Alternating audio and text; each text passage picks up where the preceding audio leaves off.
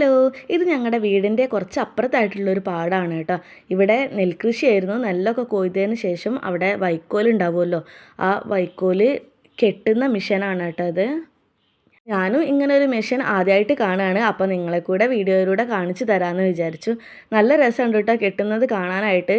പിന്നെ എത്രയോ ആളുകളുടെ ജോലിയാണ് ഈ ഒരു മെഷീൻ ചെയ്യുന്നത്. എത്രയോ ആൾക്ക് ജോലി നഷ്ടപ്പെടുന്നുണ്ട്, പക്ഷെ നമുക്ക് എത്രയോ സമയം ലാഭമായിട്ട് കിട്ടുന്നുണ്ട്.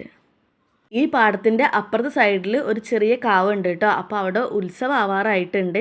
അപ്പോൾ ഉത്സവമാകുമ്പോൾ ഈ പാടത്താണ് കച്ചവടക്കാരും ആളുകളും എല്ലാവരും ഉണ്ടായിരിക്കുക.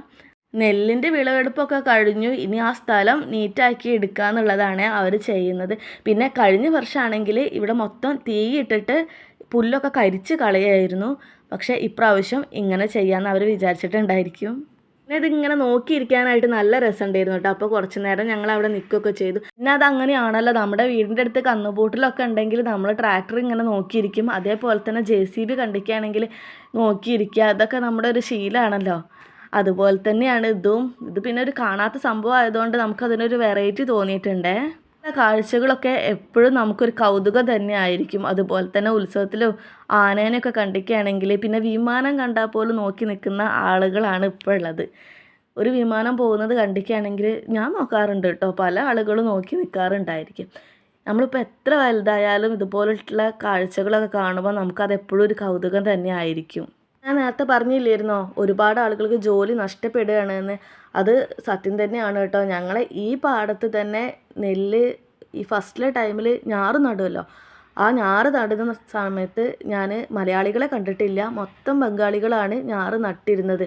അതേപോലെ തന്നെ കൊയ്യുന്ന സമയത്താണെങ്കിലും ഇപ്പോൾ നമ്മുടെ നാട്ടിലുള്ള ആളുകൾക്ക് പണി കിട്ടാറില്ല എന്ന് തന്നെ വേണമെങ്കിൽ പറയാം.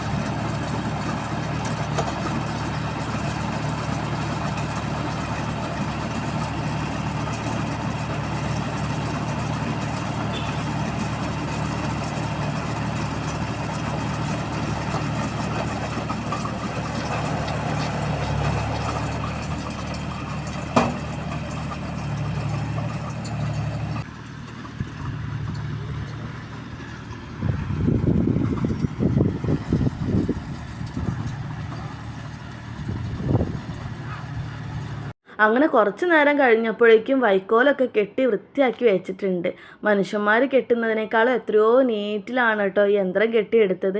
അപ്പോൾ ഇത്രയൊക്കെയായിരുന്നു നമ്മുടെ ഇന്നത്തെ വീഡിയോ. അപ്പോൾ നമ്മുടെ വീഡിയോ എല്ലാവർക്കും ഇഷ്ടപ്പെട്ടു എന്ന് വിചാരിക്കുന്നു. അപ്പോൾ ഇഷ്ടപ്പെട്ടിട്ടുണ്ടെങ്കിൽ ഒന്ന് ലൈക്ക് ചെയ്ത് സപ്പോർട്ടും കൂടി ചെയ്യണേ. ബൈ.